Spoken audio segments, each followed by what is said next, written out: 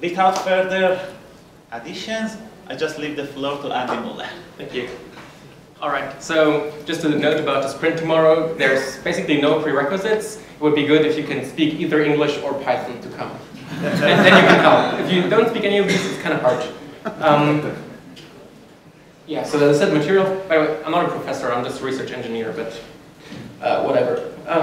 So a little bit about myself. I did my PhD at the University of Bonn in Germany on computer vision and machine learning, structure prediction. Then I went to Amazon as a machine learning scientist, stayed there for a year working on computer vision applications and time series forecasting. And about a year ago, I joined the NYU Center for Data Science, where I work more or less full-time on Scikit-learn. So I've been a Scikit-learn core developer for the last 4 years, I think. And I do the releases together with Olivier Grisel now. So what is Scikit-learn? It's a machine learning library for Python, as you apparently know. And it comes with a whole set of algorithms that are implemented in Scikit-learn for classification, regression, clustering, and all the standard machine learning tasks, together with tools to apply these machine learning algorithms to data, to do like tools for preprocessing, tools for model scoring evaluation, tools for cross-validation, and so on. And so, while I do the releases together with Olivier Grisel, Scikit-learn is really a huge community effort. These are the currently, I think, 30 or 36 core developers that can commit to the GitHub repository, the members of the organization, and it's so there's at every time about 10 of the core developers active, but each release has usually between 100 and 200 people that contribute. And if you come to the sprint, you can be one for the next release. So yeah, as I said, there's notebooks online. I think you'll get most out of the workshop if you download the notebooks from GitHub and run Jupyter Notebook and follow along with what's happening. You should also, maybe during the workshop or afterwards, you should definitely check out documentation if you haven't already at scikit-learn.org. If you click on documentation at the top, you get to this screen, and there's like a lot of very good resources here. So there's the user guide, which is like a narrative which describes all the algorithms, basically when to use them, how to use them. And there's the API documentation, which explains like what all the parameters mean in detail. So these are like the main things. Also the quick start guide. So what is machine learning? You probably know, but just a very quick reminder. My favorite application of machine learning is email spam detection. So you get a lot of emails like these probably, at least I get them, and like some of them are spam that you don't want to see and that you want your email program to filter out automatically. And some you want to keep. And you want your email client to determine automatically which emails are spam and which emails are ham. And one possible approach to do this would be, okay, if my email contains enlargement or selling or something like that, then it's spam, otherwise it's good. But as you probably know, this is not a really good approach. It's much better to try to learn what makes an email spam or ham from having annotated data. So we collect a large corpus of emails, annotate which of them are good and bad, and then we learn a machine learning model that allows your email client to automatically detect what emails to put in a spam folder and what emails to keep. So now let's see how we can do such a machine learning application with Scikit-learn. Before we can get started with machine learning, we need to put our data in a format that the machine learning algorithms understand. Generally in Scikit-learn, all the data is represented as a NumPy array of floating point numbers. And each row in this NumPy array corresponds to one sample, say one email or like one patient in your hospital or just one item that you want to reason about. And each column corresponds to one feature, that is one thing that describes the sample. And each data point has the same number of features, and they all they mean the same for each feature. And really general in Scikit-learn, they're assumed to be all like real numbers, floating point numbers, continuous numbers. There are some ways to deal with categorical numbers, but by default everything is assumed to be real. And often you have associated with your data some desired outputs.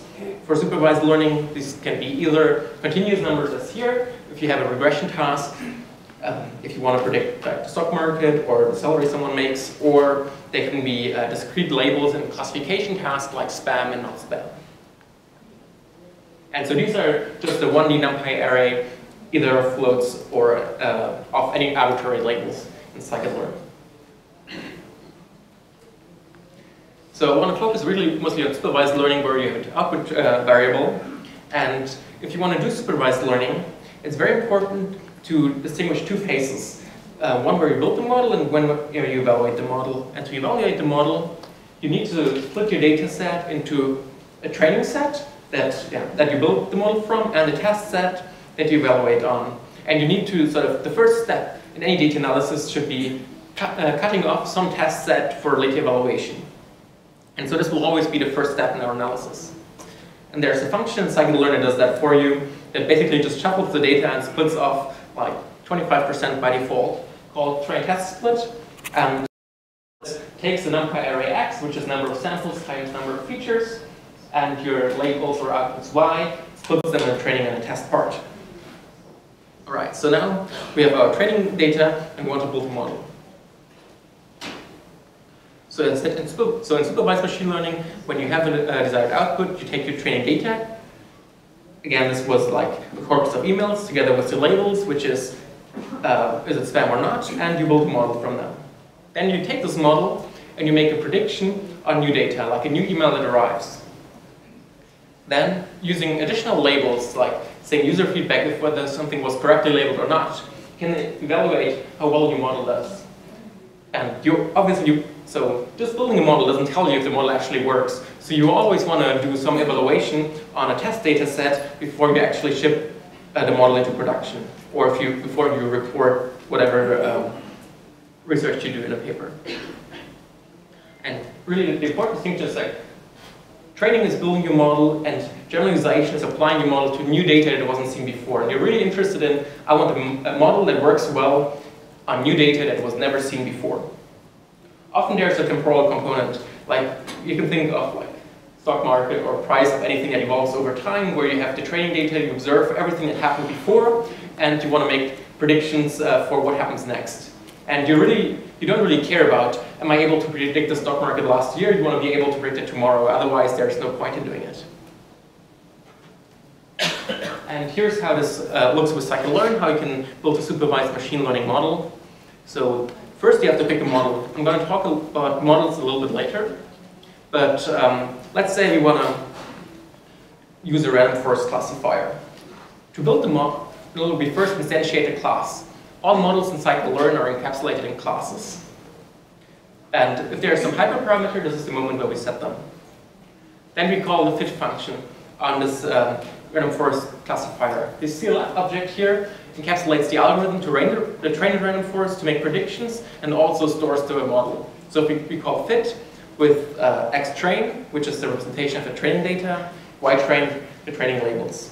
This builds the forest and stores it in CLF.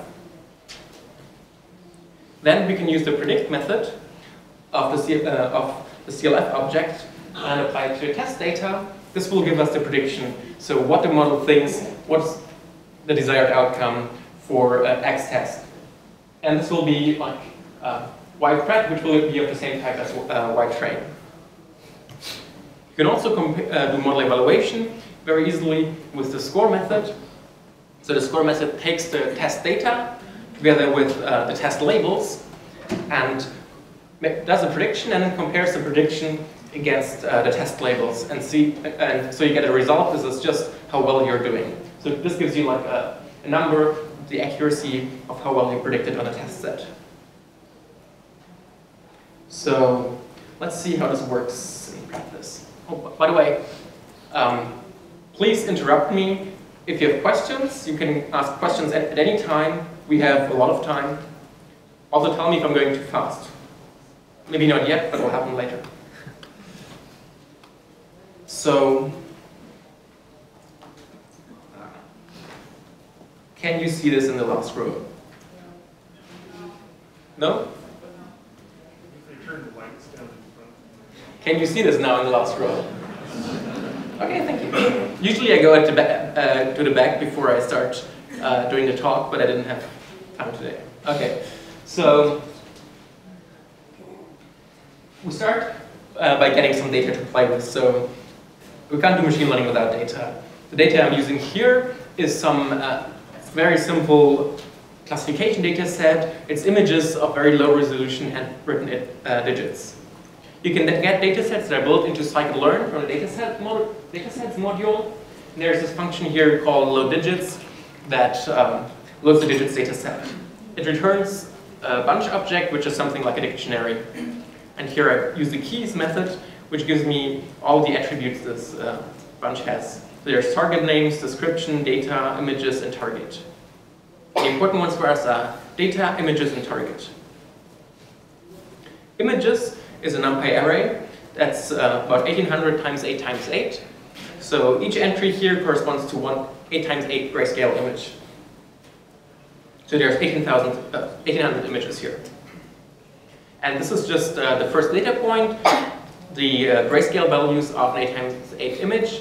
We can't really see that much here, but if we plot this using matplotlib, you can see, it's a bit zoomed in now, but this is like a handwritten digit 0 in a very coarse resolution.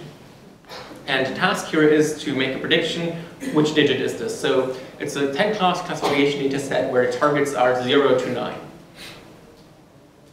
We also have this data, which is just a flattened out representation of the data, where we have the same 1800 data points, but we just now have one row per image, which is just the 64 grayscale values. So it starts at the top left and ends at the bottom right.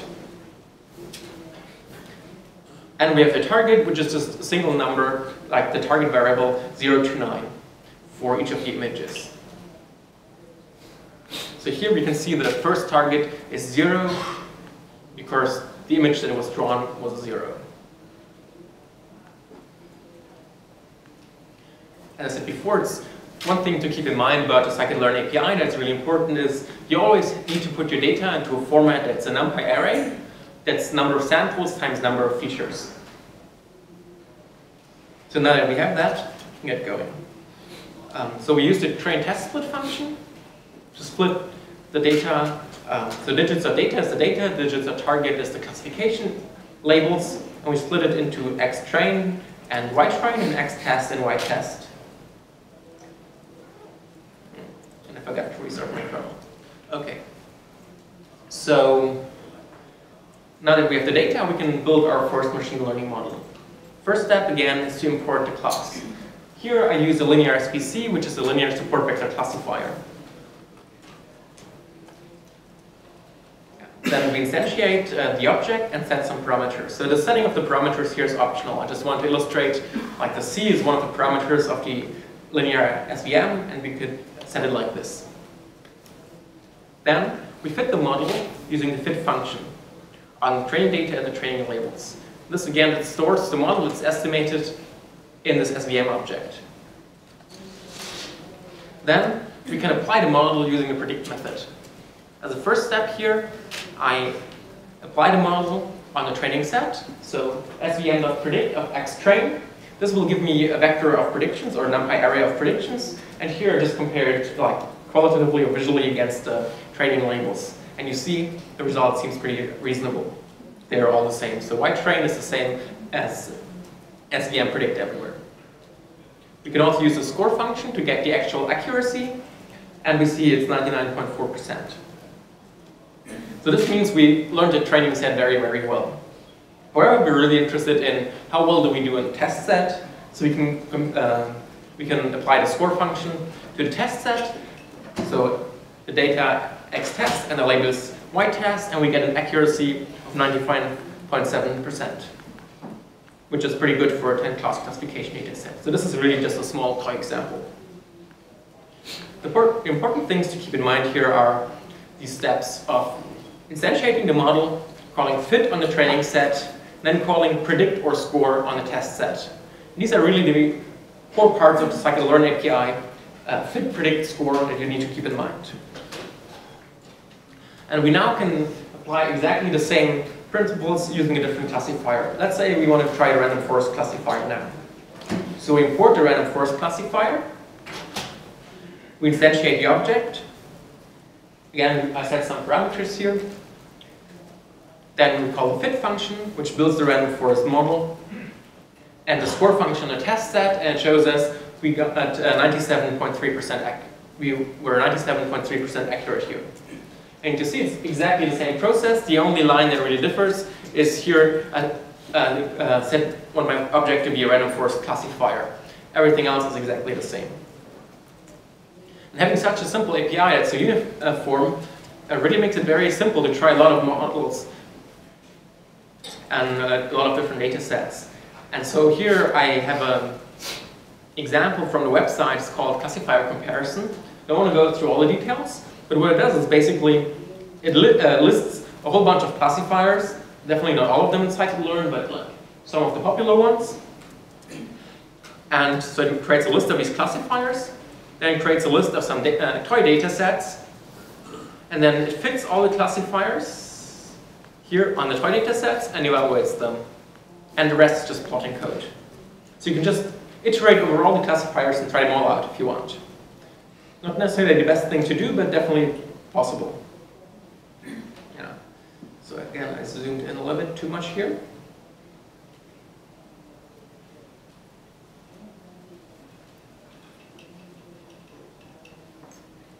Let's see if I can zoom out again. Yeah. So here are these 3 toy data sets. First is always 2-class classification, red versus blue. And these are all 2-dimensional data sets with one feature on the x-axis, the other feature on the y-axis, and each point represents a data point. And you can see how on these different data sets the different models learn. So here the red area is where the model thinks that the red class is, the blue area is where the model thinks the blue class is, and the other colors in between are like uncertainty. You can look at the example on the website more later if you want. All right. So the other big class of models in Scikit-learn, or maybe any questions so far? No? Who's following along? Awesome. So the other class of machine learning algorithms in Scikit-learn is unsupervised machine learning. In unsupervised machine learning, usually you don't have a desired outcome. Someone just hands you a bunch of data. And there's not really any question associated with it. Usually this is done for exploratory data analysis. And sometimes things like outlier detection or anomaly detection. And so someone gives you this data and you build some sort of model from this. And for some unsupervised methods, the model allows you to get a new representation, a new view of the data. This is true for algorithms like dimensionality reduction methods. And I like to call these unsupervised transformers, where you build some model of your data which allows you to generate a new view. Possibly you can apply this new view on a test data. One classical example of this is principal component analysis, PCA. And to apply unsupervised transformations like PCA, it looks very similar to the supervised classification setting. You instantiate your PCA class. You call the fit method. This time you only give it the training data. There's no training labels or training outputs. And the principal components are estimated, stored in a PCA object. And then you call the transform method. The transform method takes either a training or a test data or like any kind of data and brings it into the new view of the data. Transforms the data to a new representation. And so this is sort of maybe the 5th method that exists in Scikit-learn. For unsupervised transformations, you have always fit and transform. For the classification regression, you have fit and predict. Here you have fit and transform. So let's see how that goes.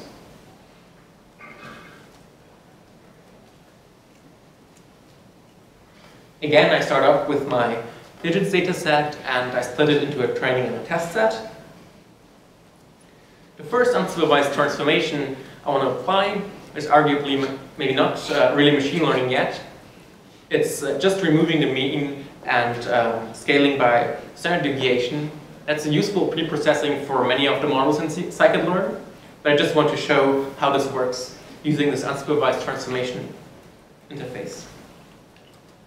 So standard scaler just takes your data and removes mean and variance, or scales unit variance. And again, you instantiate your model. You fit the model using your training data, and you transform. First here I transformed the training data x-train to x-train scaled. If I rescale the data, obviously the shape remains exactly the same number of samples. There's like 1,300 samples, and they all have 64 features, the grayscale values. But now, after the transformation, the mean is 0, and the standard deviation is 1. Except for some places where the pixel was always white, so there was 0 variance. There's still 0 variance now. So now I have this data set with mean and variance scaled. Maybe you'd say, oh, this is so simple, I can do this myself, but the kind of important part here is, if you now have a test set and you want to transform this test set, you need to subtract the mean from the training set and the standard deviation from the training set. You need to transform the test set in the same way as the training set. So in the scaler, remember mean and standard deviation from the training set. Now I can use this to apply to the test set and transform the test set in the same way as I transformed the training set. And now, on the test set, after transformation, the mean is not necessarily 0, because we removed the training set mean. Oh, sorry. That's not really this. But this is sort of the way you would do preprocessing, for example, for an SVM or a linear model. So the somewhat more interesting unsupervised model that I want to talk about is PCA. You apply it exactly the same way. You instantiate your model. So here I said I want 2 principal components because I want to project my data down into 2 dimensions. That's often useful for visualizing your data. So, I mean, the 2 components will be the directions of maximum variance of the data. So it will be the 2 main axes of fitting a large Gaussian plot to your data. Again, we fit the model by calling fit just on the data. Now, if I transform the data, the number of samples again stays the same, but from having 64 grayscale values, we go down to only two features, the 2 first principal components. And I've got to zoom in again. And if you visualize this, you can get a scatter plot that's something like this. So here, the x-axis is the first principal component, the y-axis is the second principal component. And so the process was entirely unsupervised, so only the data was used, but then in the visualization, I colored each point by the label, so from 0 to 9, so you can see where the different points lie. Otherwise, you just see a big blob. And we see that in this 2-dimensional representation, at least some of the classes, like the blue at the top, separate well from the others. And maybe you can sort of reason a little bit about what your data set is like using this 2-dimensional representation. Questions so far? Just a quick question on the scaling. So, do you scale like, when you say like you do the same scaling, you say like the same, I guess, process or the same factors that scale the test? Yeah, the question is, what I mean by doing the same scaling on the test set, it's really using exactly the same factors or using exactly the same numbers. So I subtract the same mean and I divide by the same variance. So it's the mean of the training set and I divide by the variance of the test set. Sorry, training set. So okay. Sorry. So doing the you do that for the training set and then you do that for the test set. Do you use the mean and the variance of the training set? I use the mean and variance of the training set and apply it to the test set. Okay. Sorry, I just something else. It's important that you use the same transformation for both.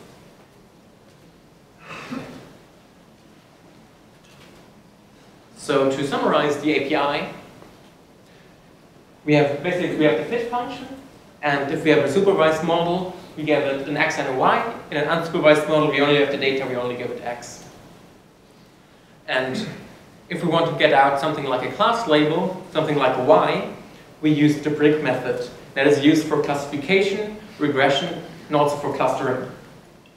If we want to get a new view of the data, some new representation or transformation of the data, we use the transform method. That's used in preprocessing, like the scaling, dimensionality reduction, like the PCA, and for feature selection and feature extraction.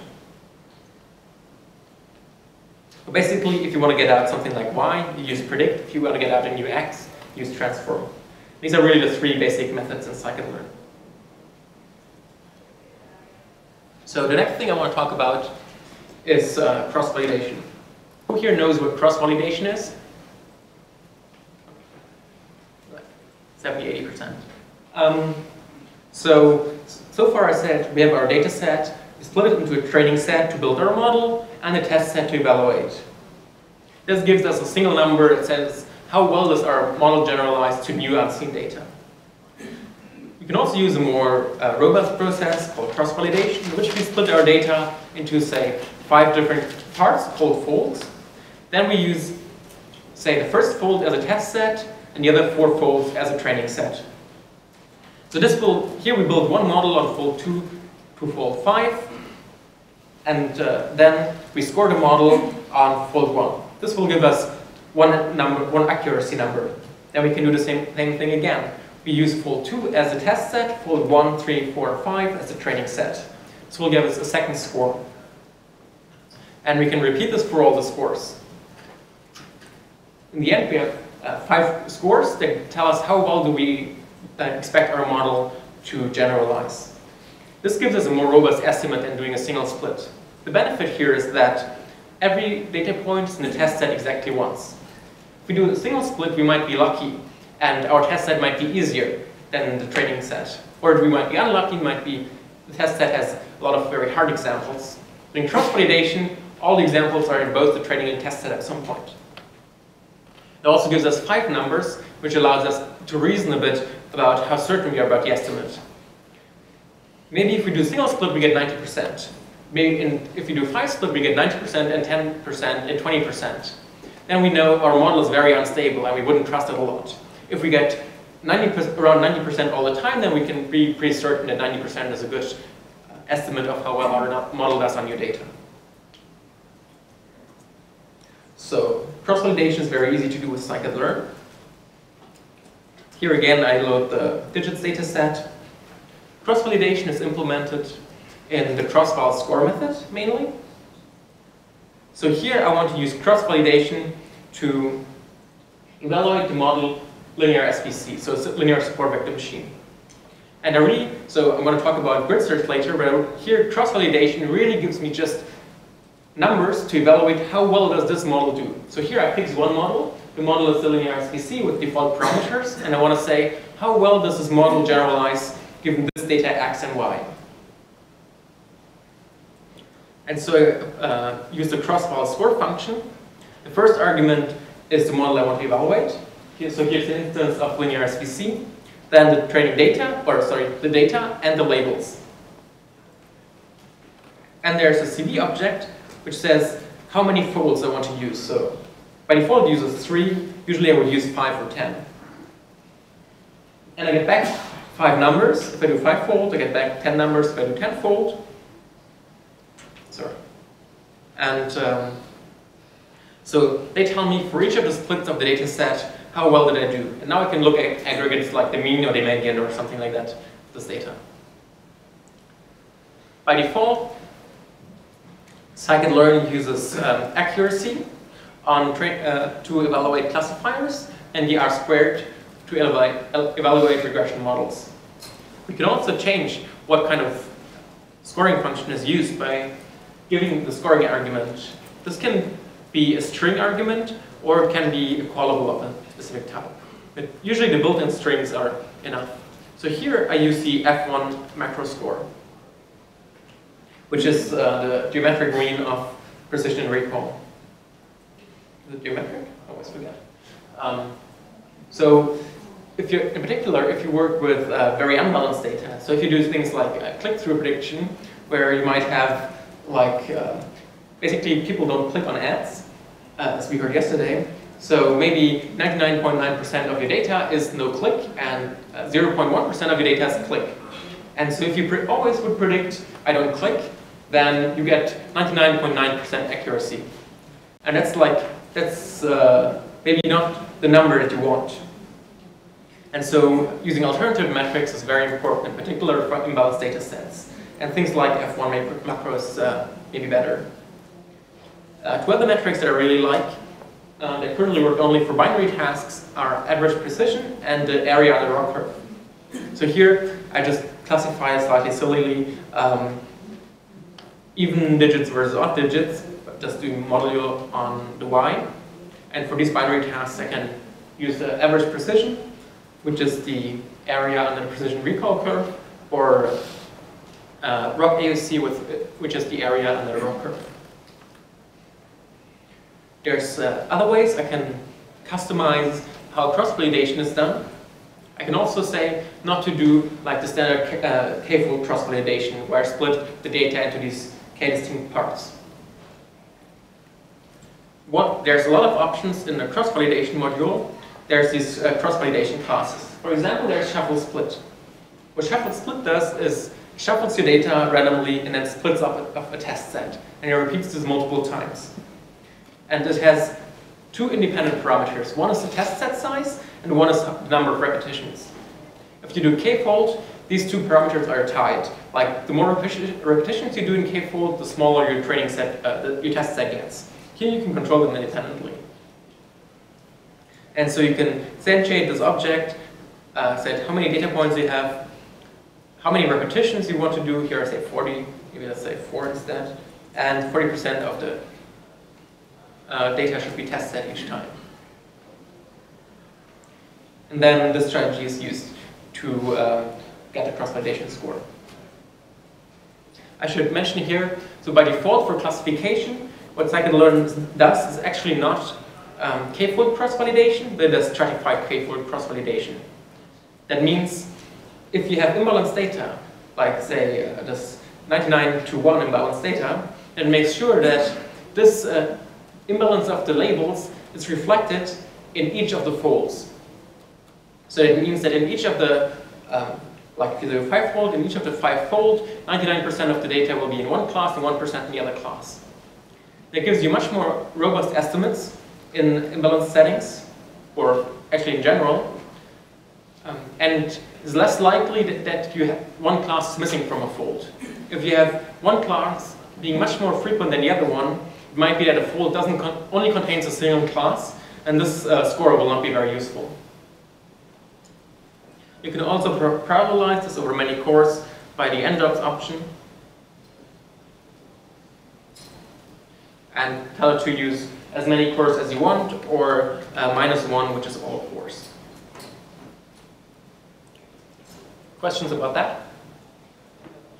So if you have data have imbalance and you want to upsample the one class that is very few values, how would you do that in this?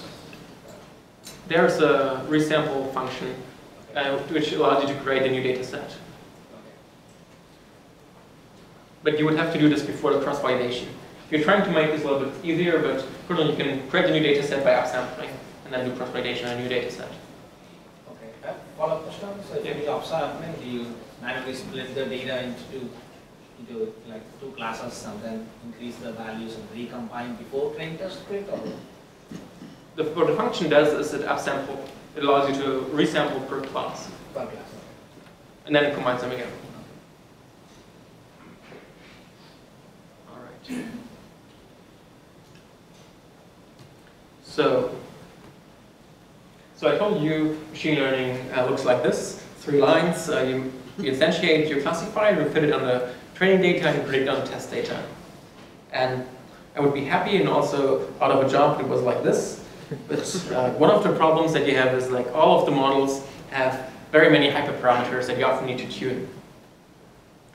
And so what we usually use for tuning hyperparameters is grid search.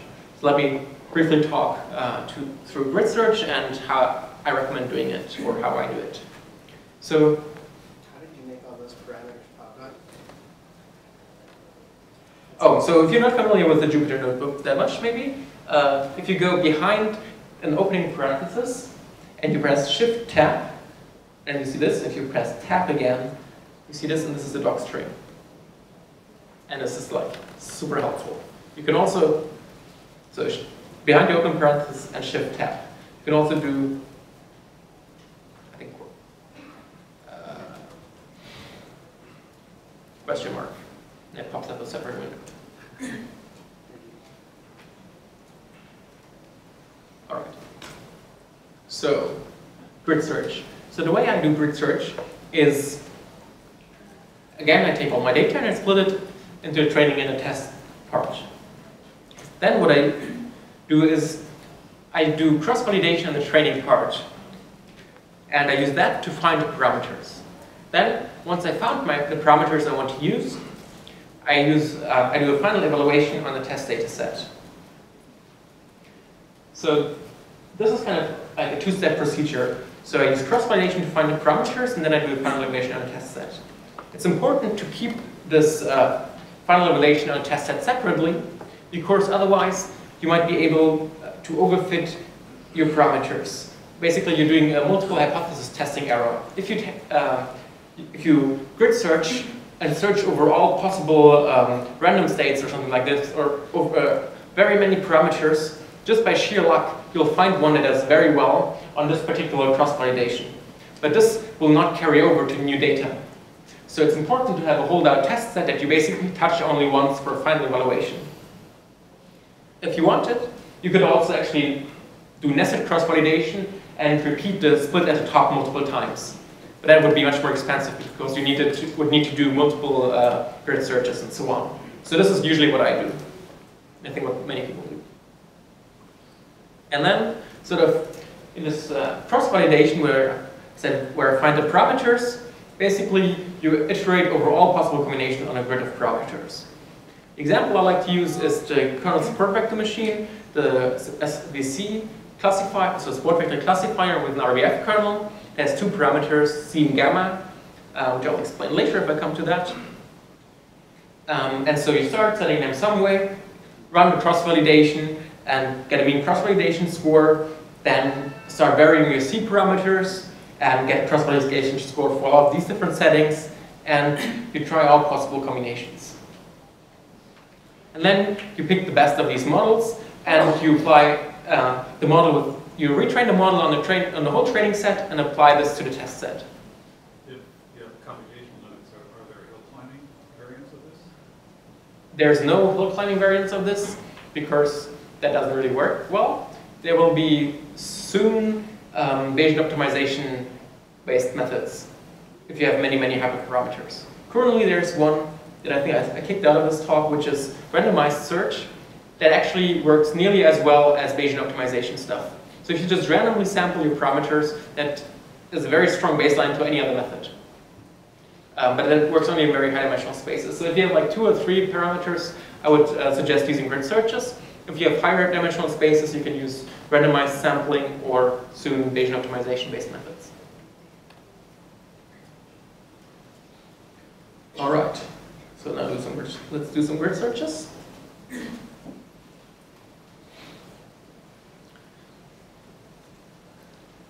By the way, I think I forgot to zoom in. Can the people at the back see anything? No? You should have shouted at me. Can you see better now? Can you see now? Okay, I got a thumbs up. If you don't complain, I'm not going to do anything. So complain if you can't see or can't follow. All right, so I'm going to grid search the parameters of the support vector classifier, SVC. And all the grid search functionality in Scikit-learn is implemented in the grid search CV class. And so here again, I load the digits data set and split it into a training and a test set. Then I define the parameter grid I want to search over. So as I said, there's these 2 parameters, C and gamma. And from like expert knowledge or the website, I know that I want to search over them in like a logarithmic grid. And the way I define the parameters to search over is a dictionary where the keys are the names of the parameters, and the values are the values I want to try.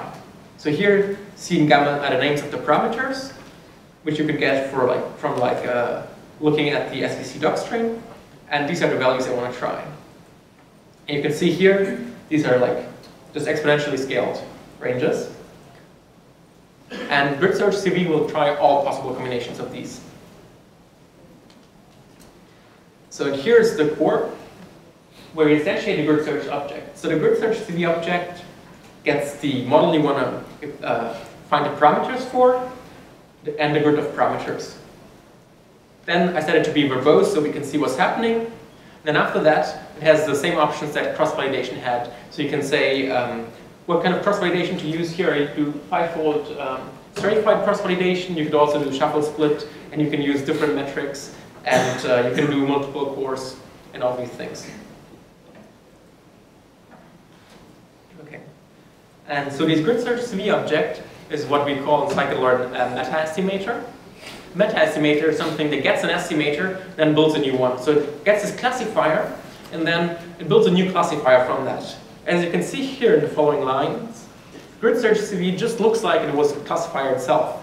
It has a fit method, has a predict method, has a score method. So it built a new classifier from this SVC that looks like a classifier but does something smarter, that does the grid search for you. So if I call the fit function here on the training data and training labels, you can see, okay, it says I fit 5 folds for 30 candidates, and here it gives me the value of C and gamma that I tried, and the score for the first split, then the same 4 more times for the 4 different splits in the cross-validation, then it goes on to the next value of C and gamma, and so on, and there's a very long list. That hopefully can collapse. Yes. Okay. So what it does is, that's a grid search over all these parameter values, finds the best one, and then retrains on the whole training set with these parameter values. Then it stores this model trained on the whole training set. And if I call predict, it'll use this model with the best parameters to predict on the test set here. And I get some classification results back. Then I can use the score method. That is sort of the last thing in my diagram where I evaluate the final model on the test set. And I do pretty well here, 99.5%. You can also inspect what happened here. For example, get the best parameters out. So here, the best parameter values were C equal to 10 and gamma equal to 0.01. You can also introspect a little bit more what happened in a grid search. There's the grid scores with attribute, which stores for all of the iterations in the cross-validation and for all parameter combinations what the results were. And here I just have a short snippet to extract the mean validation score for each iteration. And I reshape this and plot it as a heat map. So this gives the mean cross-validation score. So this is the cross-validation on a training set as a function of C and gamma. And red values here are in the high 90% accuracy, and blue values are around 10% accuracy, so chance level. So what you can take away from here is, first you see this algorithm is very, very sensitive to the hyperparameter choice. So if I make a bad choice, it performs at chance level. If I make a good choice, it performs very, very well in this data set. The other thing that's very important to notice, so the optimum is like somewhere around here. And it's pretty, like there's a good primal of several values that look good. If there was only a single point that was on the border, then I would maybe want to expand my grid and search over a wider range. So I can use this information to adjust the range of parameters that I search over. Was there a question? Right, so that was the grid search part. Questions about grid search? I mean, just offhand looking at that, you'll find the peak. Yes. To it. Yeah. In general, though, it does not. And it also often does not actually. So if you make a finer grid here, then it doesn't.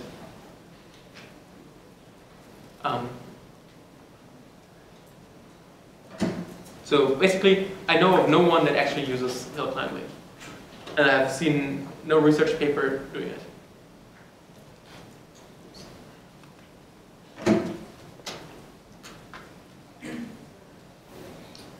Okay. So the first thing I lied to you about was machine learning is 3 lines. It's actually 5 because you have to define a grid search. But the second thing is that I said, okay, someone gives you your training labels and your training data, and you put it together and create a model. Unfortunately, it's never that simple in reality. There's often a lot of steps that you have to do before you can get from the data you start with to building a machine learning model. These steps are usually feature extraction, then scaling and preprocessing, and maybe feature selection. And a very common mistake in this pipeline, so basically this process, or the process looks like this in basically all applications. So you never usually directly use your data. There's always some intermediate steps. And a very common mistake is that people, when they do parameter selection and cross-validation, they only do this on the last step, only on the supervised model building. But that's very problematic, because if you do things like scaling and feature selection, these already see all of the training data. So if you do cross-validation on the last step, then the test set already contains, the training set already contains information of the test set. You leak some statistics from the test set to the training set. Therefore, it's important to do cross-validation over the whole process, so that really each iteration of the cross-validation is completely independent of the other ones, and no information of the test set can leak into the training set. And the way to do this in Scikit-learn is called pipelines. Pipelines allow you to build a chain of transformations and make them look like a single model. So this is again a kind of meta estimator. So I can create a pipeline by using the function make pipeline. And here I have like 2 transformers, T1, T2. So this is like scaling and feature extraction or something like that. Or feature extraction and scaling. And then I have a classifier. If I call fit on this pipeline, what happens is first the first transformer gets fit with the data and the labels. Then I transform the data with the first transformer, I get some x1. Then I use this x1 and the labels to fit the second transformer, T2. Then I transform the data, get x2. Then finally I call fit on the last step of the pipeline. So it's important that everything but the last step is a transformer. So all the previous steps need to be able to transform and generate a new data set for the next step. If you do prediction, if you call predict on the pipeline, but just transform your data like once. So I start with my test set x. What's this called? X10? I don't know how it's called in English. Anyhow, transform it with T1, get x1, transform it with T2, then do predict on the second representation. So let's see how this looks like.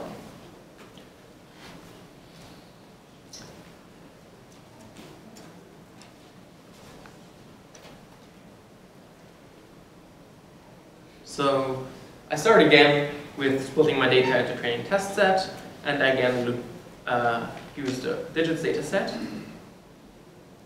So here is how this would look manually. So I imported here a pipeline, make pipeline SVC and standard scaler.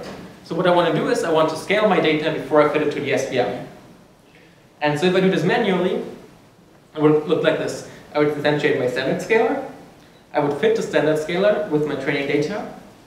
Then I would transform the data with the standard scaler, get x train scaled, and then fit the SVC with the scaled data. So that would be the training that I do with preprocessing. If I use pipelines, it looks like this. I call make pipeline on standard scaler and SVC, and then fit. And this fit does exactly these steps above here. So there's different ways to make the pipeline. So at the bottom is the short one, we just call make pipeline. At the top, there's like the how to instantiate the pipeline class, where you give a name to each step. So it's a list of steps, and each step is a tuple of a name and the actual model. If you call make pipeline, things will also get a name, but the name will just be the lowercase class name. So this pipeline here has two steps, the standard scalar and the SVC. So you see that this made the code much simpler. And if I would want to use the model to predict, again, I would have to take my test data and transform it and then do predict. With the pipeline, I can just call score or predict directly. Is it clear what happens here? Questions? How new is the pipeline? When did it come up? The pipeline, oh, it's been there forever. Unfortunately, a lot of people don't know about it. If you're not using the pipeline, you're doing it wrong. No, seriously, it's like, you should use it.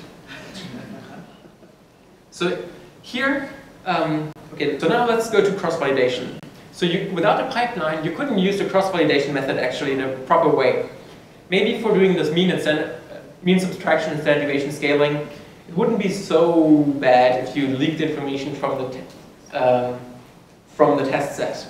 Probably doesn't matter that much. But it's still, like, from a statistical standpoint, you shouldn't do that. You should not look at your test folds at all when you do cross-validation. So if I want to do cross-validation with pipelines, just like this. The pipeline looks again as like a classification model.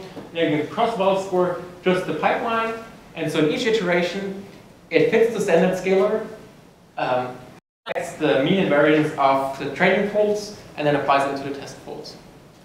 You had a custom function that you wanted to apply to the data, so something that wasn't built into Scikit-learn, like you wanted to do a custom transform to one of the columns. Does the pipeline support that? You need to have a fit and a transform method. You have an object with a fit and a transform method. If you just have a function that's like I apply logarithm to column x, then there's a new thing in 017 that is the function transformer, which given like a fixed function that doesn't learn anything, just applies this function and fulfills the pipeline interface. But it's very easy to to write your own transformer. Basically you need fit and transform functions. There's documentation on that. All right. More questions? Okay. This is how to do cross-validation correctly. You can also do grid search correctly with preprocessing. So here, basically it looks the same way. I have a dictionary where I define the parameters I want to search over. And I have a grid search CV, to which I provide the model. The model is now the pipeline and the parameter grid. There's one slight difference here though. I have to tell the grid search which step in the pipeline I want to adjust the parameters at. So remember, all the steps in the pipeline are named. If I want to grid search the parameter of the SVC step, I have to write SVC, and then there's double underscore, and then the name of the parameter C. And this double underscore says, at the step of the pipeline called SVC, adjust the parameter C.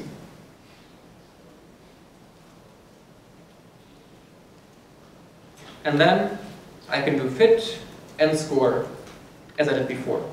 Only now fit builds a different standard scalar for all splits of the data set. So this takes a little bit long. Any questions about that? All right. So one question. You did this warning about the grid search duplicate warning. So Sorry, this warning? yes. That's because I'm on the development branch, Okay. and I forgot to, actually I changed to the release, but I forgot to restart my Jupyter.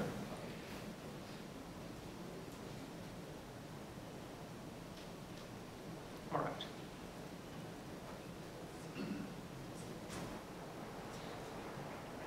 Yeah, so do cross-validation over all steps jointly, and always keep a separate test set until the very end. Now say this 3 times in your head.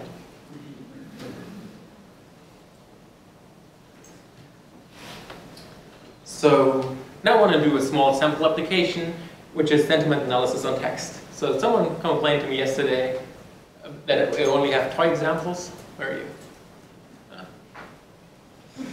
Okay, she's not here, I think. So this is like a relatively reasonable application. So I want to use some IMDb movie reviews dataset, where the text, well, we have the text of some movie reviews, and here's an example. One of the worst movies I've ever rented.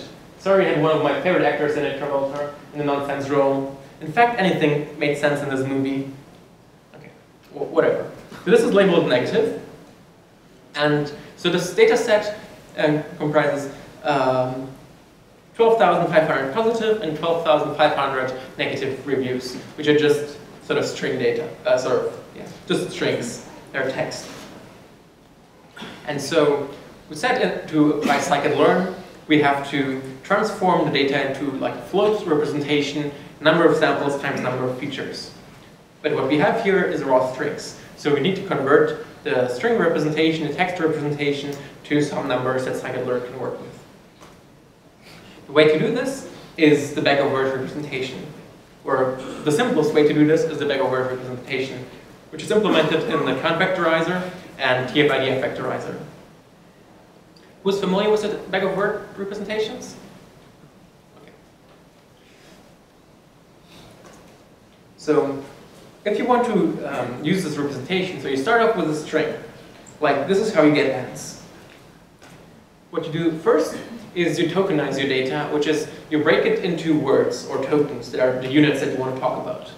So in Scikit-learn, we do a very simple thing. We just basically split by a white space. We also normalize all the words to lowercase. There's much more fancy things you could do if you wanted to, but this actually works well. Then you build a vocabulary over all the documents in your whole data set. So all the movie reviews, for example, we have. And you end up with a large vocabulary of basically all the English words that appear there, and some combinations of numbers that appear and whatever. So here, my vocabulary for English words. Then, going back to the document you want to encode, this is how you get ends. You count for each of the words in the vocabulary, how often does it appear? Artwork appears 0 times. Next one in the alphabet appears 0 times. Ends appears once. A lot don't appear. Get appears once. You appears once, and so on. So most of the words don't appear. So the vocabulary is usually about tens of thousands, hundreds of thousands words long, and only a couple will be non-zero. So what we do is we use a sparse matrix encoding using SciPy sparse matrices that only store where the non-zero entries are. And now this vocabulary is a fixed size, so we have the same size representations for all the strings in our input. So we can represent our data set of movie reviews as a SciPy sparse matrix, number of samples times number of features, where each feature corresponds to how often is a given word present in the data set. This completely discards the order of the words, but it still works.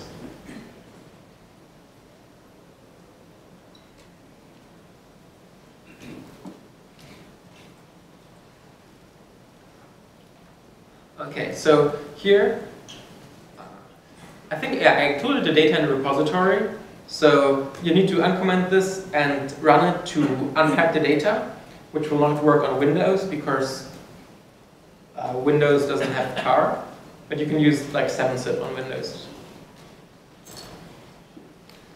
So this data, often people in text have like usually one folder per category and classification. And so here, there's a load files function in Scikit-learn datasets, which loads datasets in this format. So this just loads a bunch of text files, and the folder gives the class name. And so this gives you back like a bunch, and I call these now text train, which is just a list of strings, and Y train, which is zeros and ones for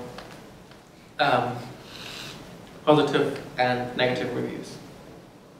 So here, I compute the length and a bin count of Y train. So I have, as I said before, 12,500 positive, 12,500 negative reviews. And they do the same with our test data set. So this data set comes with like a pre-specified training and test set. And that's the same size. So that's like a reasonable size for a text data set, I would say.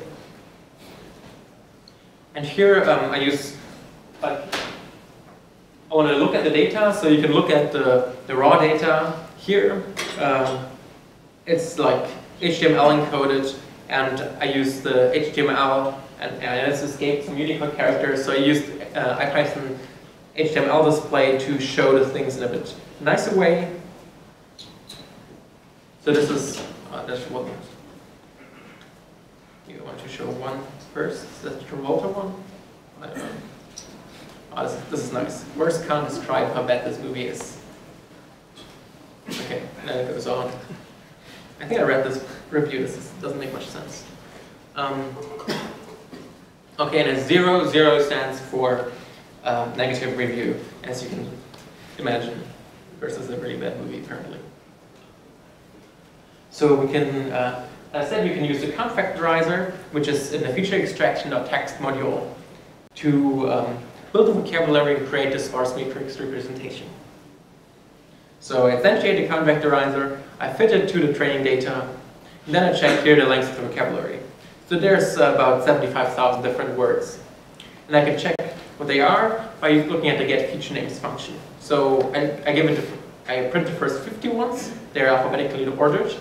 And you can see the first 50 ones are not very interesting, they mostly start with zeros. And there are some numbers that we picked up on. Then if I slice somewhere in the middle, I get a lot of words that start with pin. Pinocchio-esque, for example.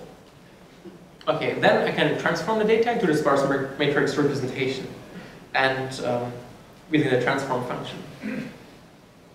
And so here you see we have 25,000 samples again, and we have one feature per word. So we have 75,000 features.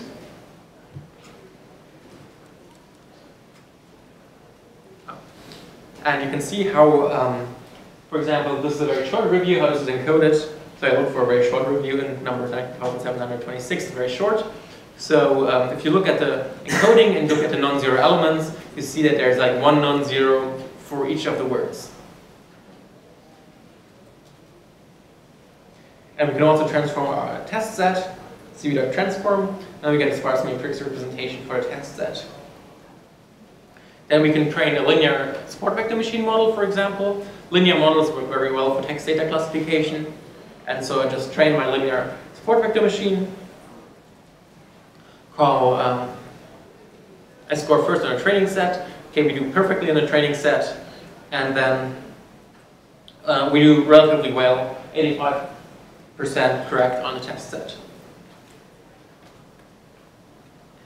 We can also look, try to introspect the model. I wrote this function here, visualize coefficients, which gets a classifier and the feature names, and then plots the 25 most important features that are indicative of being positive or negative.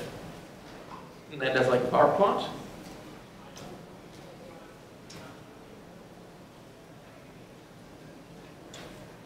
And you can see here, I don't want to zoom in and out again, but here there's something like, I think it says awful or Britney or boring for being indicative of that movie. And then, it's really not. Give me a second.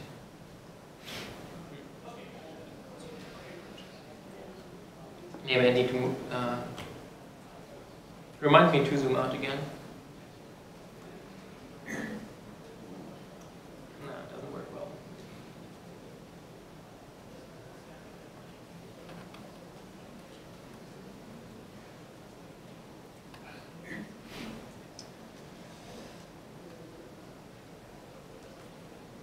Setting that outlet in mind, set an output?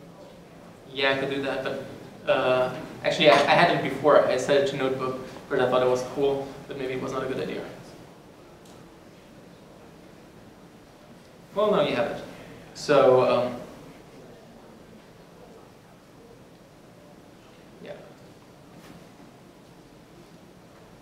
So here, disappointment, worst, poor, unfunny, and so on, so negative or negative review, and you have scariest, refreshing, apocalyptic, appreciative, erotic, and squirrel, and Ringwald, and Angelina being very negative of a published review. So most of these are pretty expected. Some of them maybe not so much, which might be a sign that we are overfitting. But okay. So we saw before, we have feature extraction and we have linear model. So we can just combine them using a pipeline. And so now this is just exactly the same thing we did before, only now the code is shorter and we can then do grid searches. So here I get the same result as we did before, which takes a little bit of time because the data set is non-trivially large. Okay, same accuracy. Now we can do making grid search the C parameter of the linear SVC, for example.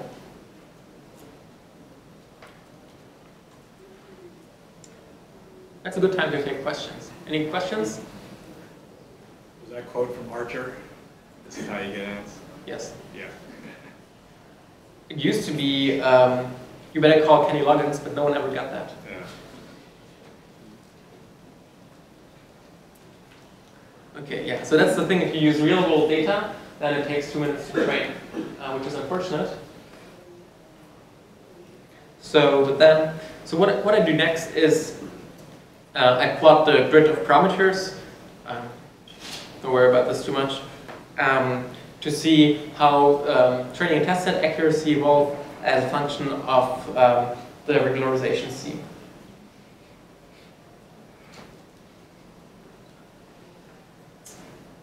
Yeah, maybe I didn't think this through.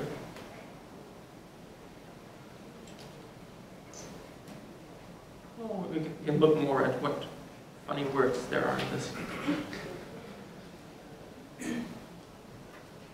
Crow. Is this Russell? Who's Doy? Anyhow. All right. So then we can look again. The idea is to look again at the visualization of the coefficients after you found the best parameter.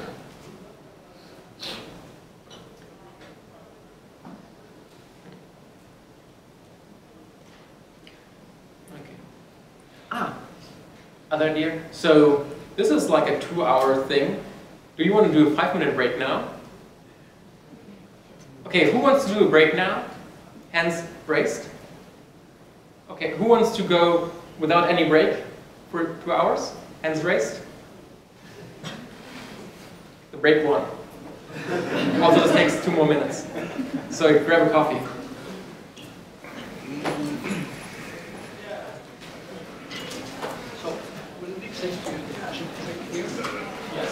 That's like 3 slides. Oh, nice. So I think That would be faster, right? Yeah, actually, so that's more than 3 slides. Are these slides available as well? Yeah, they're on GitHub. Also, I tweeted them. Yeah, actually, I'm not sure if I'm going to demo the hashing trick because I realized the data set is too big and it takes even longer. But yeah. But I'll show you something, and the slides are online, and there's like the part 9, I think. It's a bit dysfunctional because I broke it before, but there shows how to do the hashing trick. Hold on. Can you give me a second? Sure. Also, for anyone who's interested, after this, there's office hours for like half an hour. So you can come after this to talk to me, or tomorrow, or today.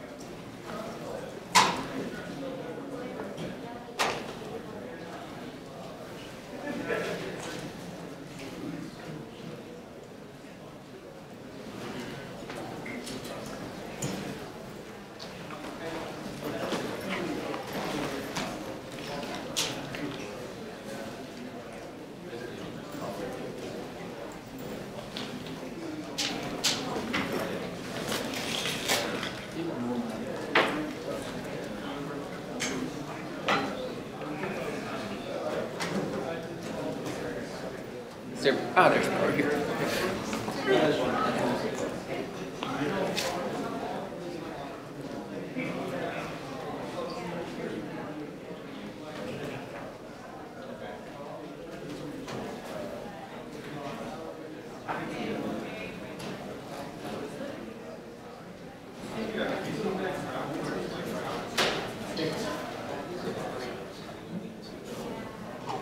I don't know.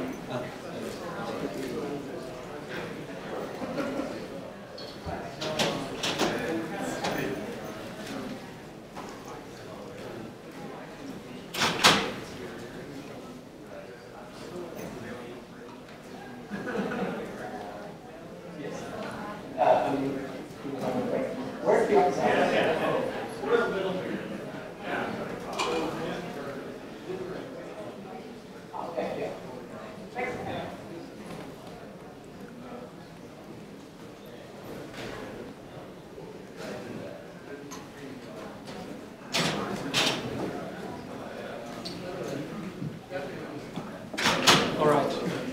I think that was 5 minutes. So for those interested, the office hours are like over there next to the balcony that overlooks the restaurant. So let's continue. So now the model finally ran, and it has a slightly better score. So this is the best score, is the best cross-validation score, but it's not the score in the test set.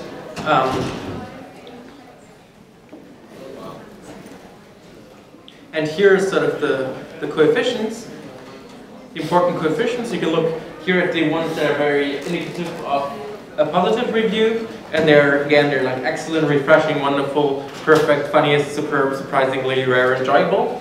And so these all basically look very good. So this is a bit cleaner than what we had before, so all of these make sense.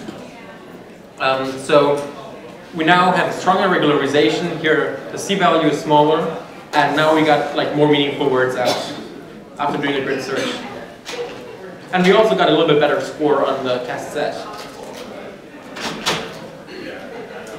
Another thing that we can try to do, can someone maybe close the door at the back? That would be nice.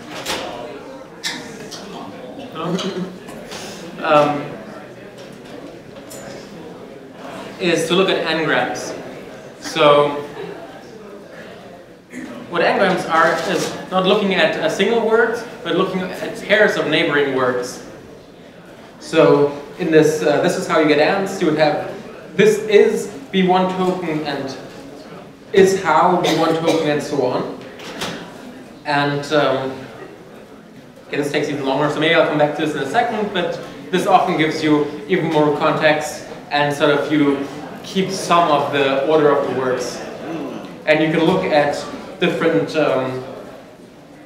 kinds of, like looking only at unigrams, looking at unigrams and bigrams, and even looking at more longer combinations of words.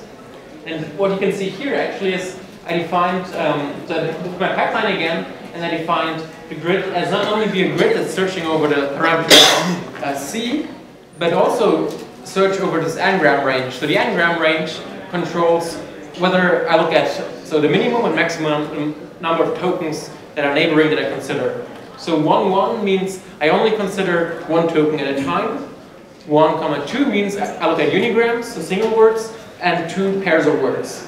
So I do a grid search over the parameters of the SVC, and I also search at the same time whether I should add single words or add single words plus pairs of words. I could also include using only pairs of words, but usually single words are very helpful. So because this is like a sort of more complex thing, this takes even longer. I'll come back to it when it's finished. But in general, if you want to do more natural language processing stuff, you should, so the stuff in Scikit-learn is relatively basic. I mean, it's definitely useful, but you can improve by doing more advanced preprocessing, using stemming and so on. And the two libraries that you should look at is NLTK, which is like the classic library in the space, and Spacey, which is a new library that is supposedly very high quality and very fast and easy to use. So if you do NLP, check out Spacey. All right. Yeah, I'm not going to wait for this now. Or is it done? No, it's not done. So, I've gotten a little sarcastic. So on the linear SVC, the grid CV, what C stands for is just if we're classifying it wrong, how much the penalty is given for that? okay, I'll actually go into the hyperparameters of the linear SVC later a little bit. But so the C is a regularization parameter, which says basically it limits how large each coefficient can be in a way. It's like a trade-off of the soft margin. I'll have some slides later on that I think I'll get to. But high C mean I allow complex models, low C mean I want simple models. So another tool that you can use to build more complex processes with Scikit-learn is feature unions. So in pipelines you have like a linear chain of transformers. Feature union allow you to combine multiple feature extraction techniques together. So you can apply like 2 different ways to extract features from your data and then concatenate them horizontally. But doing this using Scikit-learn transformers, so you can do grid search and cross-validation over it. So let's look at the feature unions briefly. So these are ways to, as I said, basically you build a richer graph than just having the linear chain. Here I think I do again text classification, this time on the built-in 20 news group data set, which is slightly more boring than the one I showed before, but also smaller. So here this is, oh, actually I don't know how many classes there are, let me check.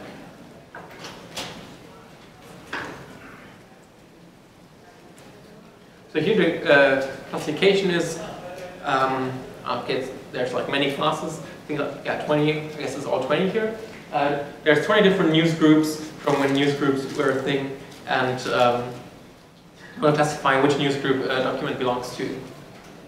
And here I show how to use the feature union. So this count vectorizer that I showed before can not only use look at word level statistics and count how often each word appears, you can also look at character levels. Looking at how often a C is in a document or how often A is in a document is not very interesting, but if you look at multiple neighboring characters, like look at all pairs of 3 or 4 neighboring characters, then you have character engrams, which can be very powerful. They're more robust to misspellings or multiple spellings of a word. And so here what I do is I use these 2 feature extraction techniques, one where I use character engrams and one where I use word engrams. And so this make union will create a new transformer that will concatenate the word features and the character features. And then I use this feature union in a pipeline. So here this is now the transformer, the one transformer that extracts both of these features. And then I use linear SVC as a classifier. And then, again, I think I'm not going to run this because it'll take a while, but then I can again do things like grid search on this and cross-validation. And if I, for example, want to, as I did before, I want to do grid search over the parameters of these feature extractors, now I have to write more underscores. It gets kind of ugly a little bit, but so here I have the feature union, which is the first step of the pipeline. And the feature union, I have 2 of these count vectorizers. So you have the first one, which is the character ones. And so I want to maybe look over how many characters I look at. So maybe I want to look from 1 to 3 or to 5 characters or 2 to 5 characters. And here's the one that is for words. And so maybe I want to look at just single words or single and pairs of words or just pairs of words. And so it says, like, in the first step of the pipeline is called feature union. In this feature union, look at the first count vectorizer and change this parameter. Give me a second. All right. Maybe you can check back if our other example ran. No, it didn't run. That's unfortunate. That's what you get for trying to do real-world examples. All right. Any questions to the feature union?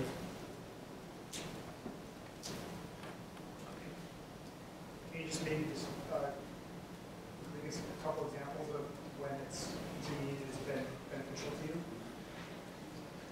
So one of the places where it's often used, I think we could actually do better in these cases, but if you have a pandas data frame and you want to have different statistics to encode different columns, or there's these class-based frequency encodings that only uses, so you could compute these. So, for example, you want to compute derived columns from your pandas data frame using some statistics, and then you could make each of these way to derive a column one transformer and use feature union to concatenate them.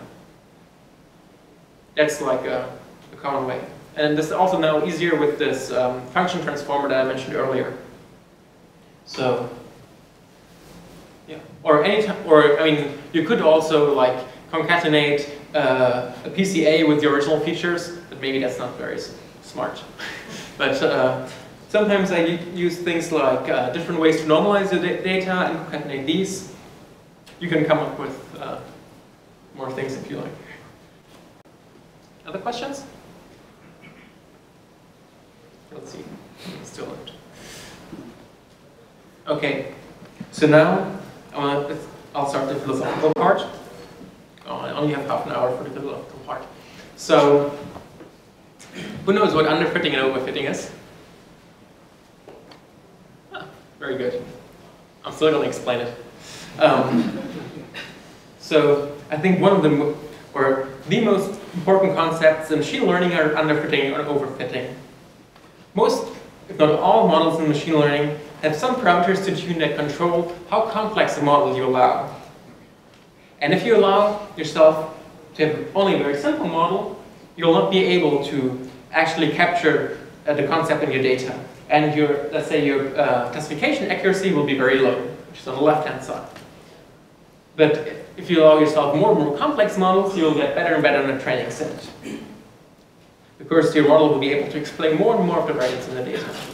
However, if you look at your test set or at new data, so that if your model is too simple, it will basically still be as bad as the training set.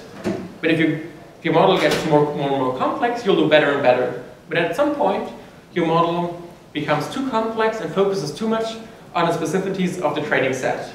And at this point, the generalization performance drops. And that is called overfitting. And at somewhere in the middle, there's some sweet spot that says, this is the right model complexity to get the best generalization performance. And all the grid searches that we do is to find this one sweet spot. How should we set the parameter C to be for our model to be flexible enough, but not too flexible? Question. Yeah. And guarantee there's a single maximum. No. This is a cartoon. It often looks like this in the real world. So actually, yeah. I don't think I have a slide here, but you can often reproduce this with the validation function, a validation curve function, but it usually looks like this in some way, but there is no guarantees that it looks like any of this. And so now I wanted to talk about how this concept of model complexity plays out in some popular models. And so the first one I want to talk about is linear SVMs. So we had a question before, so what does this C do? So linear SVMs and basically all other linear classifiers have a decision that is made like this. So a prediction for a binary classification task is done as the sign of some offset or intercept W0 plus some weighting of the features xi. So xi are the features for one given, let's say, test data point, weighted by some coefficients wi that you learned in your linear SVM. And what the parameter C controls is how complex the model is. And one way to know what this means is it limits how important each single data point can be. This is illustrated in this plot with, which is a two-class classification task, red versus blue. If you allow yourself only a very simple model, this is a small c on the left-hand side, then the model will capture the kind of general direction of the data. So blue is on top, red is at the bottom, so we have a relatively horizontal line that's learned by the SVM. But there's like two misclassifications. If we increase our C, we allow each data point to become more influential, you see that this line tilts a bit towards this red and blue point, so it tries to adjust to capture more this red point. This red point is allowed more influence on the whole line. And if you basically say, I allow myself a very, very complex model, then the line tilts all the way and now correctly classifies this red point. It's not possible to correctly classify the blue point with a line, but at least like now we only make one mistake. But now you see that this line is like very slanted and might not reflect what we think of where the separation between red and blue should be. So at the left you have a very simple model, at the right you have like a complex model in these terms, and you can see this is what overfitting might look like. In high-dimensional spaces it's a bit more complex, but basically the C limits how much influence each single data point can have. That's a bit easier to see for kernel support vector machines. So at the top here, there's like how a kernel support vector machine makes a decision. There's these coefficients alpha that I learned, and you have a kernel function between xj, which is your training data points, and x, which is your test data points. So, or you want to make a decision for your new data point x, and xj are all the training data points. The way you make a decision is you look at yj, which is the label of the y's training point, times this similarity of the training point xj and x. If they're very similar, it means x should have the label yj. So if their points are similar, it should have the same label. And then there's these alpha or j that I learned that say how important is this data point in making the decision. You can also say something about reproducing kernel Hilbert spaces, but it's less intuitive. And so a common choice for the neighborhood or the default in Scikit-learn is the RBF kernel, which just says it's just the bell curve or Gaussian curve on the distance. So it's if they're the same point, it's 1. If they're very far away, then it's very small, and gamma picks the radius.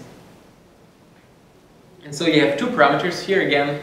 The seed parameter. So the seed parameter here is actually an upper limit of this alpha on this alpha. So it like very explicitly says if C is low, each alpha needs to be low. That means the influence that each point can have is very limited.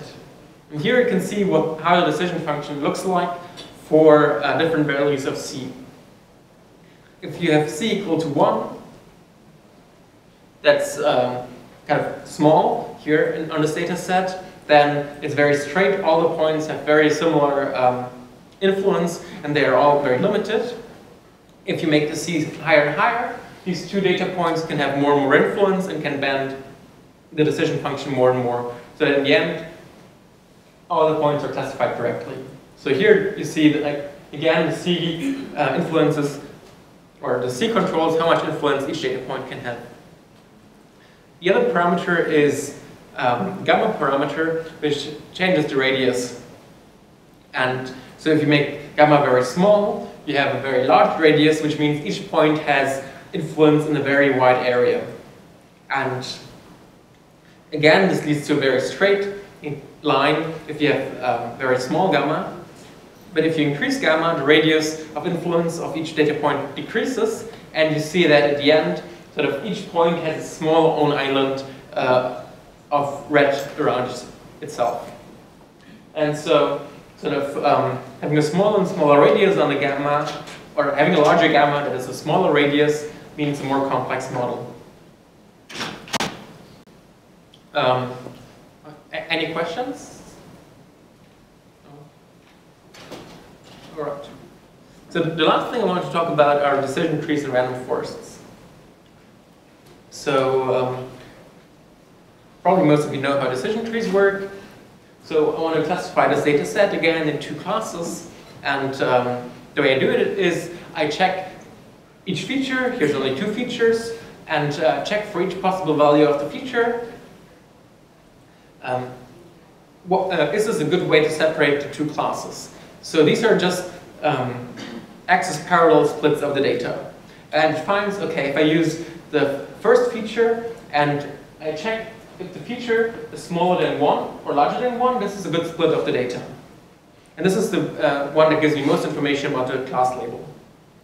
So on the right we have red, and on the left we have blue. And now I recurse this. For the red side, I ask again, which feature is the best to split my data in the red and blue, and where should a split be? So here I split up 1 blue part on the left, on the right, and 1 red part on the left. And I can go on, splitting hierarchically my data. And on the right, you see a tree visualization of the decision tree of all the kind of questions the decision tree asks to see which of these areas you end up in. And if you build this until each of the leaves or each of the areas only has only has one of the classes, either red or blue, you can get like very deep tree and something like this on the left. So you see, so everything that is where the background is red is where the tree thinks the class is red, and where it's blue, the tree thinks the class is blue. And you see, this is very strongly overfitted. This model is much too complex, it's much too specific to the training set. For example, you wouldn't expect here to be red. There's like, if I ask you, should a point here be classified red? I think everybody of you would say no. Similarly, I don't think anyone would think the point here should be classified as blue. So maybe we should try going with a simpler model, something like this, or this. So here, one of the ways to control the complexity of the model is to limit the depth of the tree. And so here again, like if you make the tree not deep enough, not enough flexibility, you have too simple a model, like here. And if you make it too complex, you have, or if you make the depth of the tree too high, you have too complex a model and you overfit your data. So this is how single decision trees work. Random forests, as you might know, work by aggregating the predictions by many trees that are built on slightly different data sets. So yeah, you don't use a single tree, you usually use like hundreds or maybe thousands of trees. And you average their predictions. And here sort of is a visualization of random forests with depth of 1, 2, 3, and 5. You can see that even with depth 1, there's already quite a complex decision surface. If you increase the depth, the decision boundary becomes more and more complex. So you can see there's like a lot of very small wiggles in here. But still, it's much more robust than a single tree. And even with higher depth, it works fairly well. But at some point, it starts overfitting. What you can also see is the random forest actually has some idea of uncertainty. So the decision tree was always very, very certain about where red points are and where green points are, whereas here you have some, it knows that there's some uncertainty somewhere here.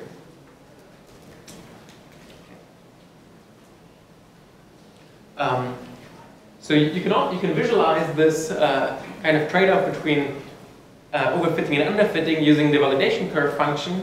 So the validation curve allows you to look at a single parameter setting. Like here, I changed the parameter gamma of the SVC, and this is an example from the website. You look at the validation curve examples, and it plots for different values the accuracy on the y-axis, and it gives you training and cross-validation score, and you can see that it looks very similar to the cartoon I showed at the beginning. So they start off at the left to be basically the same.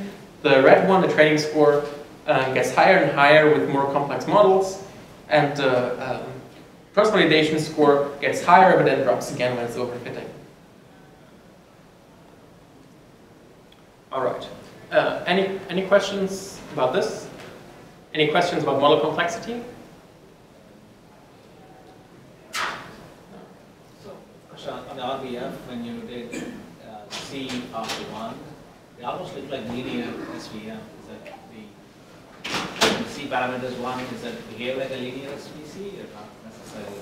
No, you can't see. I mean, if the C is small enough, and depending on how you set gamma, it will usually at some point behave more or less like a linear. So actually, if you make gamma small enough, it'll always become linear because the radius will become like very large. But it's much slower to train. So if you want a linear SVC, train a linear one. Can we do these sort of validation codes for all the estimators within Scikit? Yes. So, I mean, there's something very similar to the grid search. It just tries out different parameter values and evaluates them for you. But this is, you can do it for all the estimators, but always a single parameter because it's a 1D plot, right? So you can do this for max steps or max features in the trees or for anything you like. Other questions?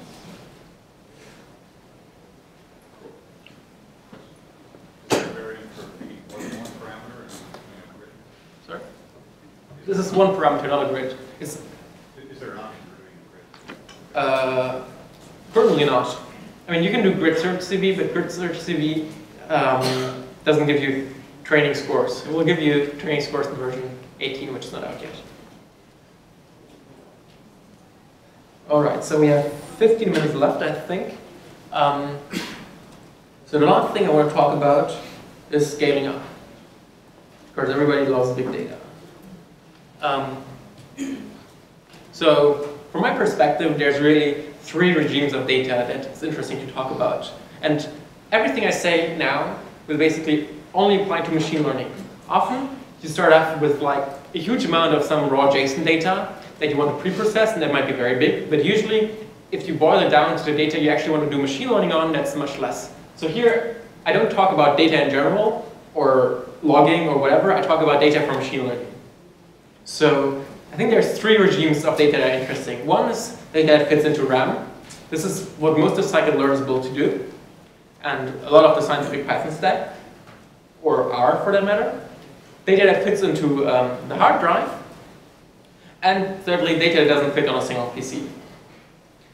And so going from each of these steps to the other ones makes everything more harder. As my data fits into RAM, I can use very simple tools. If it still fits on my hard drive, I can still do some stuff that's like out of core learning. And but if it doesn't fit on a single PC, I have to call like some DevOps guy that has to set up a Spark cluster for me, and I try to avoid that.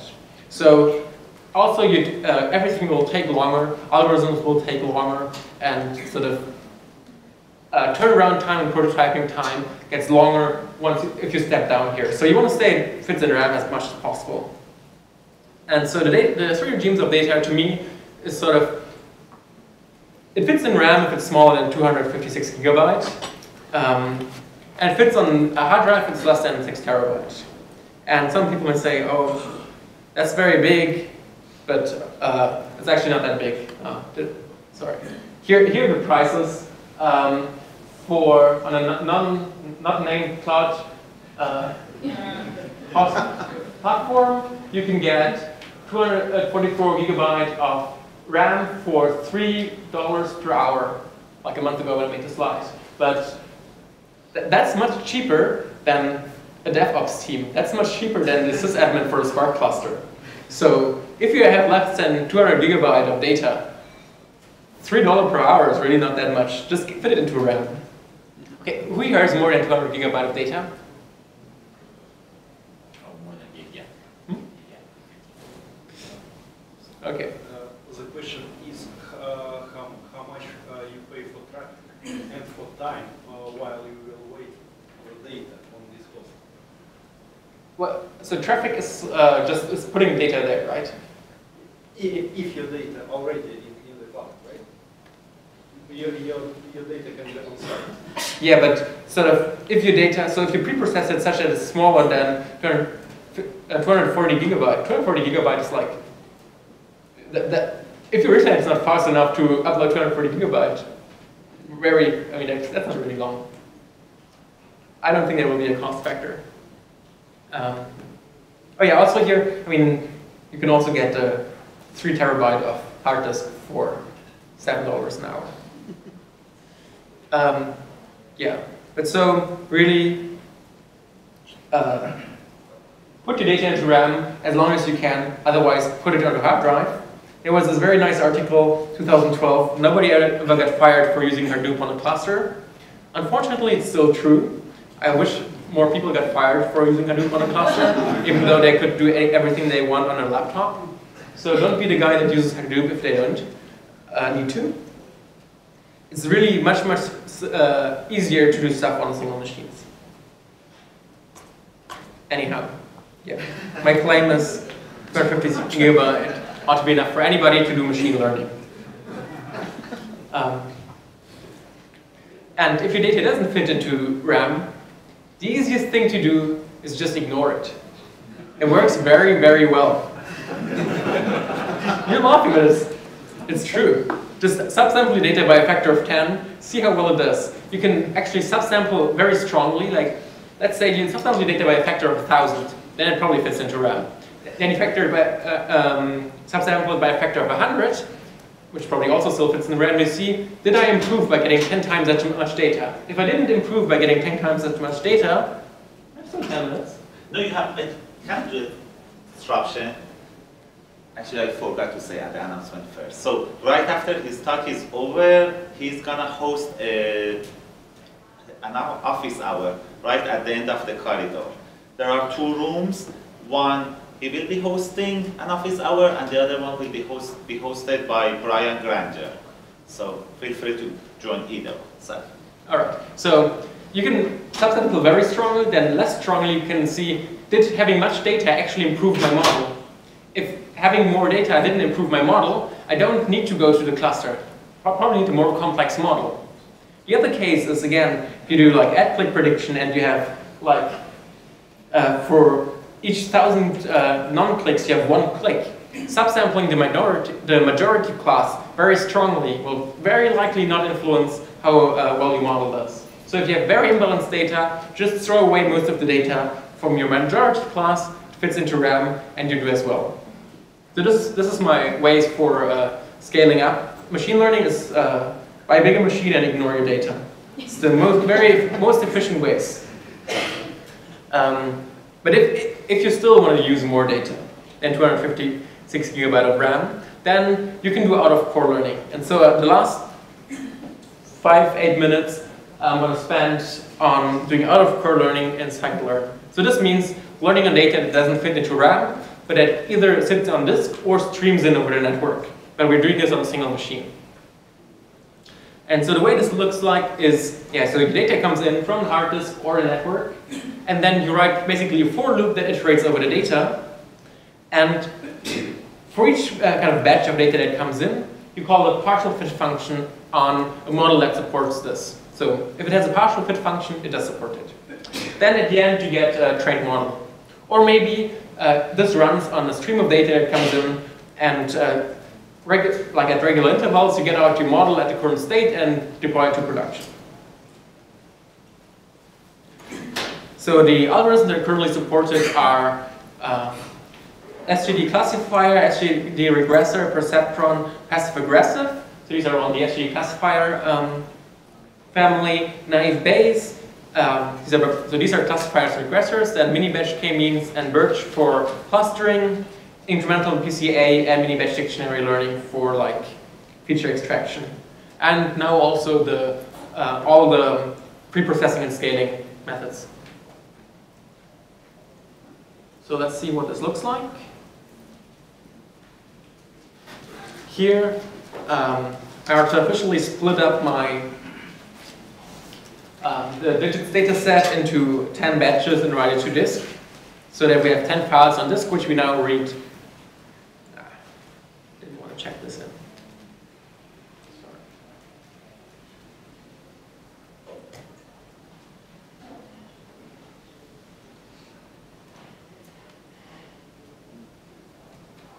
So what I do here is, I iterate over the data, so the batches are numbered, and I load batch after batch and call partial fit with each of the batches. The difference between partial fit and fit is that if I call fit, anything the model saw before, it completely forgets. Fit is a new model every time. Partial fit incrementally improves the model. So it assumes that you show it more and more data, it'll keep learning from the data you show it to it. And then I can call, here I call score on the test set, which is like the last batch. For many of the models, they're iterative, like SGD Classifier. You might want, so this iterated over the data only once. So I used passed each batch to partial fit once. But often you want to iterate over the data multiple times, so it'll improve your performance. So I can do 10 iterations by doing another loop and loop over the data set 10 times. And that hopefully gives me more result. For the naive Bayes models, it's not necessary to loop over the data set multiple times, but for the SGD classifier, the k-means, it's necessary. All right, questions about this? About partial fit and out of port? No? All right. I also like a slight difference to fit is that you have to give for classification you have to specify what are the classes. So here this was the classes were 0 to 9, and this is because the model needs to know in advance how many classes there will be.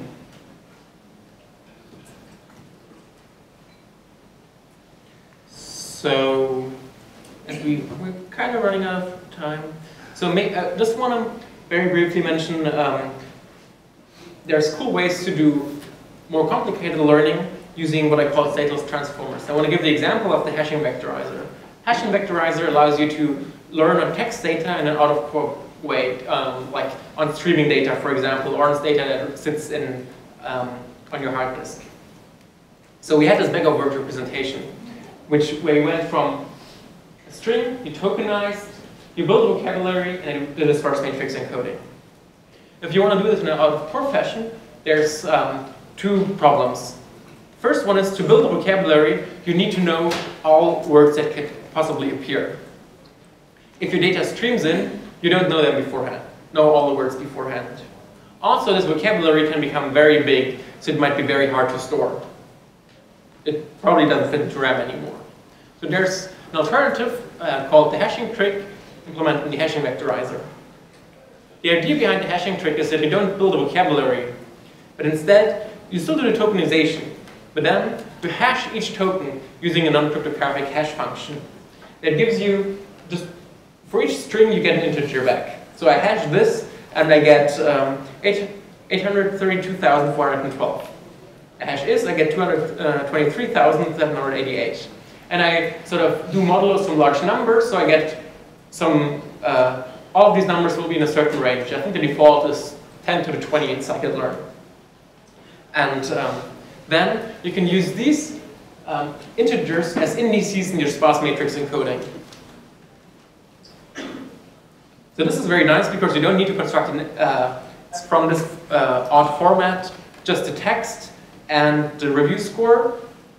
And then I want to do classify, if the score is greater than 3, it's a positive review. If it's smaller than 3, it's a negative review. And I want to do this like sentiment analysis on reviews again. But as this is a 6 GB file, this actually takes a while. But basically, in the end, what you do here, basically, I open the file. Here I think I get only the first 10,000 samples. Then I group the samples into batches. So if you do this partial fit, you should always use a chunk of your data that's as large as possible, as large as still fits into RAM. Oh. Wait. No.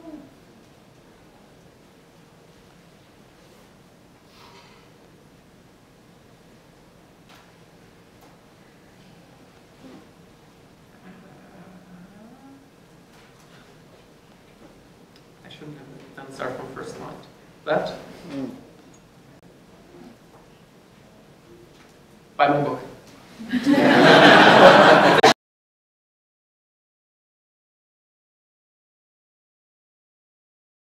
Here, what you can have is a video series where I actually show you how to do out-of-core learning. You can find this on Rayleigh. Early next year, I'll we'll release a book together with Sarah Guido. Thank you, and I have to stop. Sorry, I think I'm over.